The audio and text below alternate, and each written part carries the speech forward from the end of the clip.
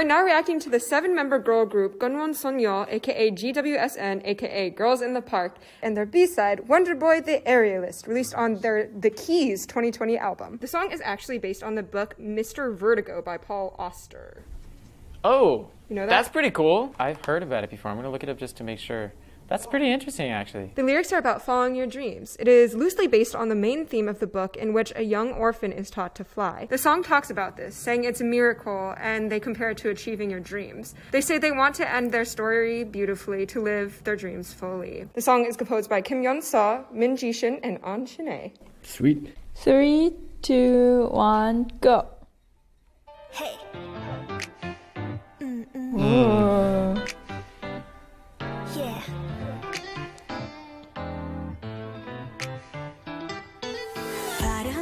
That was a texture. Ooh. Wait, why is the video feel like seventh chord. like real? Like I can touch it. This is scary. It's like 3D. Ooh, I like that doubling.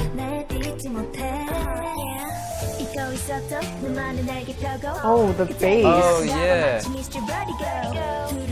The jazz texture is interesting. It feels more particular, which I like. It's not just rich chords, rich chords, rich chords. Now it is.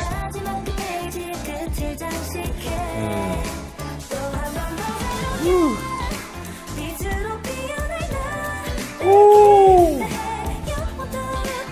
This is lit. Damn, who is this girl on the left with the short hair? Wow, she is my girl crush. What is going on? Got the ride bell on the and. Yep.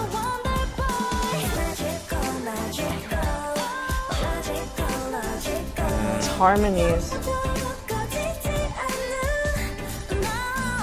Oh. Da da da da da. That line is just—it's just so iconic in the jazz language.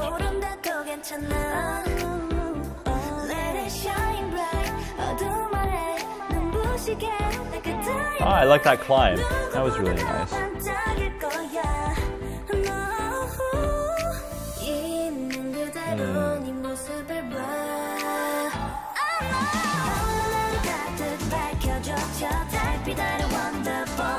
Oh, that bass line though. Oh, that's just nuts. That.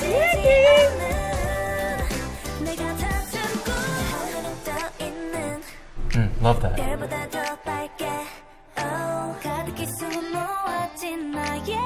The bass is fire.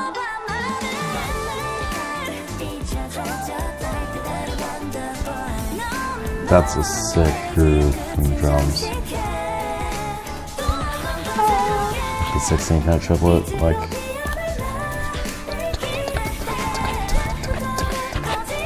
That's like what's driving it all, it's sick.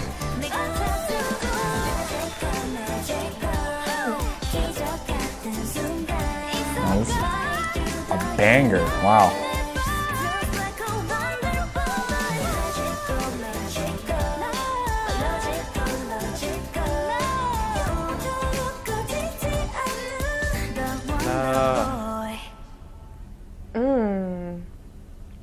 Whoa, man.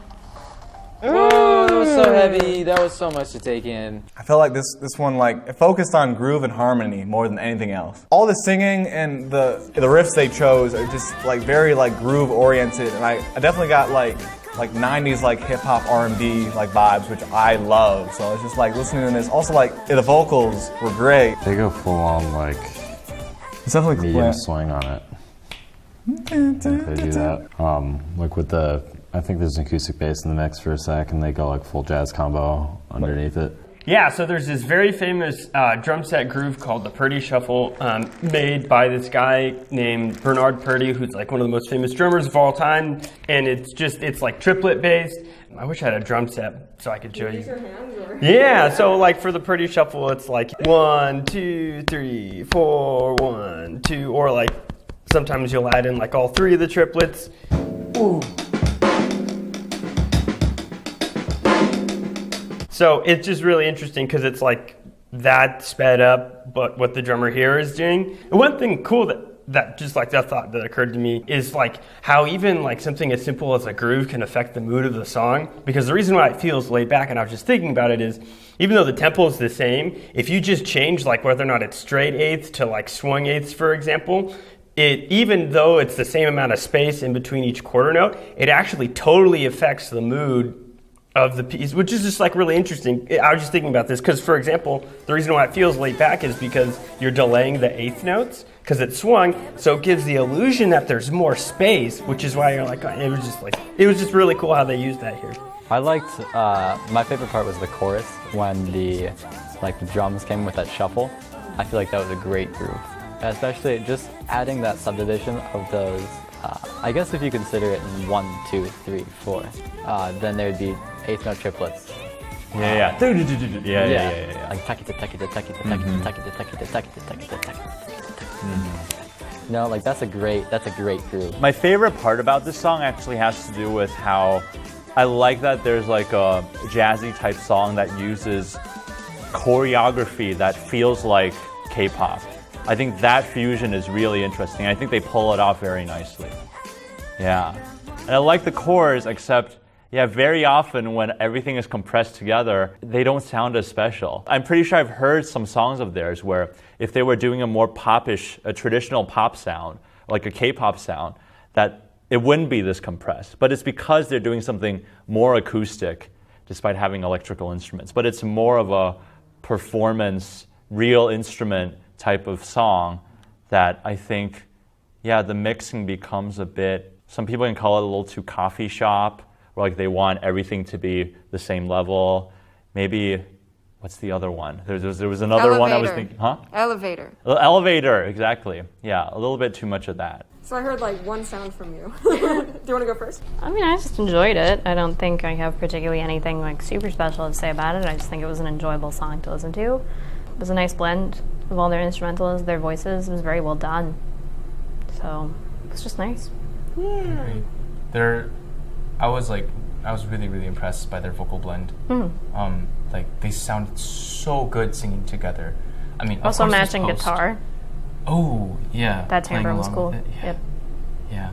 I think their use of like song structure was pretty intuitive, like balancing out longer legato phrases and boisterous singing with like kind of playful, more broken up sections, a bit of staccato.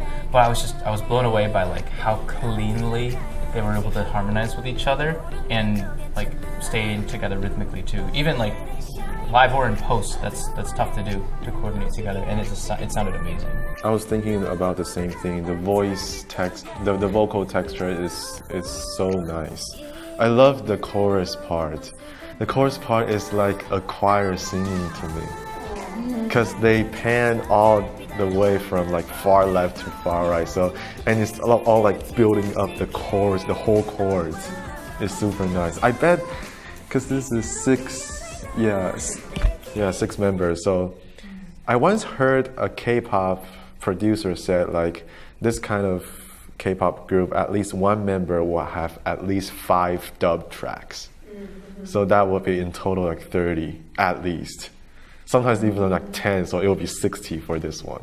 Right. Those chords took me by surprise, and damn, you go girl, like that was crazy. They're doing like with the modal mixture again. Yeah, modal mixture, but they're doing like add 5s and add 2s on some chords that make them like super crunchy.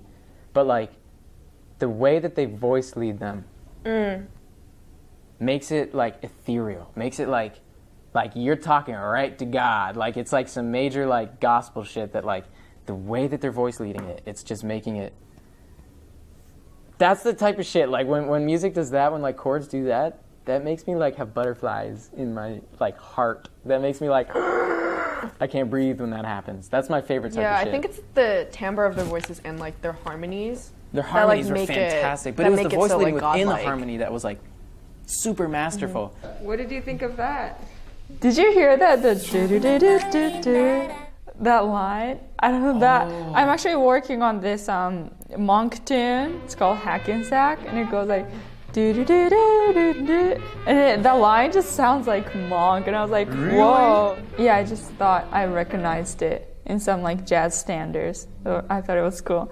And also towards the beginning, I thought it was cool how the vocal part kind of stayed the same texture-wise, but the overall texture sounded completely different because of all the background stuff. Like I realized when you could hear like the jazz piano. The more I listen to K-pop, or the more stuff you show me, it feels like sometimes to me like it's like there's an obligatory like, we're gonna do something kind of weird here. You know what I mean? Like in the like beginning of the song, they went into like swing for like 16 bars, and I was like, but like I guess that was kind of my favorite part because it's kind of cool, you know? Da, da, da, da, da, da, da. Like that's so cool. It's like such rhythmically grounded. Oh, da, da, da, da. It's like whoa. There's like direction to this line in the melody. It's whoa. It was so powerful, and they just rode that. I was like, yeah. They use that like very classic R&B, like 1 minor, and then they get to like 7 dominant. And it always say it's so great.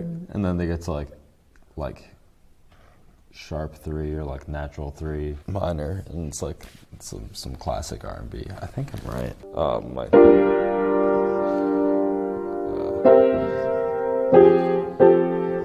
Like that, like a 2/5 going down. Pardon my piano skills; they're horrendous. Then like a.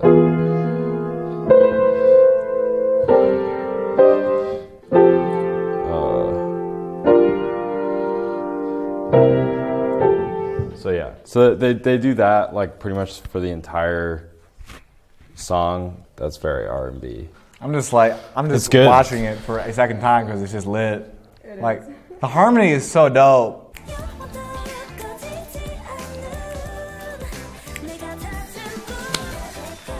So let's dance. Yeah, I like it.